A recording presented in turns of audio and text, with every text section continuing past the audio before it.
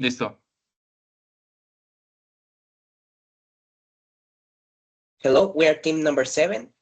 We are Edwin, me, Erika, and Rodrigo. Will present this topic that is about the cerebral cortex structure, functions, and plasticity.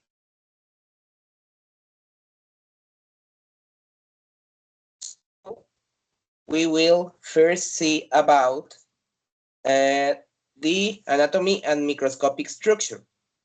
That is, the cerebral cortex is a 2 to 4 millimeters thick layer of gray matter with a folded surface of gyrate and sulci. It contains 14 to 6 million neurons, organized into 6 distinct layers, each with specific roles in processing, transmitting information, forming structural basis for complex cognitive functions too.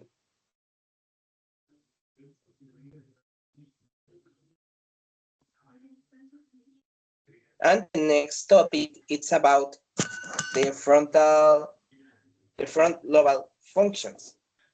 And it says that the frontal lobe executes a motor control via the primary motor cortex and governs higher order executive functions.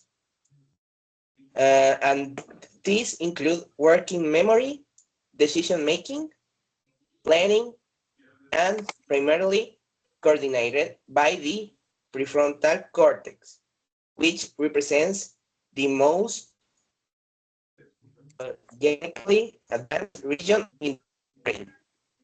Now, my partner Rodrigo will talk. Thanks, Edwin. So we have the parietal and temporal lobes.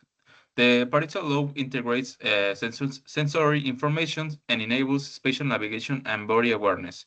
And the temporal lobe processes auditory inputs, supports memory formation through the hippocampus, and facilitates language compression via Wernicke's area in the dominant hemisphere. Then we have the occipital lobe and cortical vulnerability.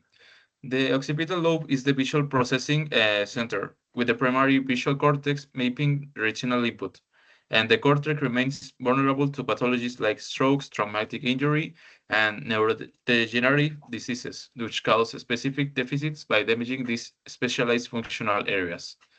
So we have here like a person who has suffered a lot of traumas or maybe uh, pathologies or maybe a hard punch in his head. Kind of funny. So then, for last but not least, we have Erika, who's gonna present two of more topics about this presentation. Well, now I talking about the mechanism of cortical plasticity. The cortical plasticity enables functional recognition through experience or after injury. Case mechanics include the strengthening of existing neural connections, the unmasking of silent snippets, and axonal structuring to form new pathways, allowing for recovery and adaptation for lost functions, or the brain is the flexible. It regress itself by strengthening connections and building new neural pathways to adapt and recover from injury. Next, please. And the last topic is historical organization for in columns. Beyond its layers, the cortex is organized into vertical functions column. This mini column, each containing 18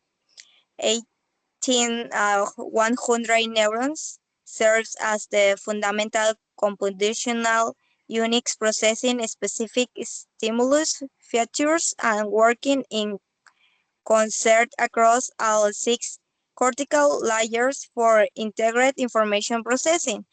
The cortex is built from vertical mini processing units. Each column is a tiny APU that handles a specific feature and works with these neighbors for complex processing. Well, that's it. Thank you for your attention, teacher. Thank you so much, teacher. Thank you. Oops. Bye.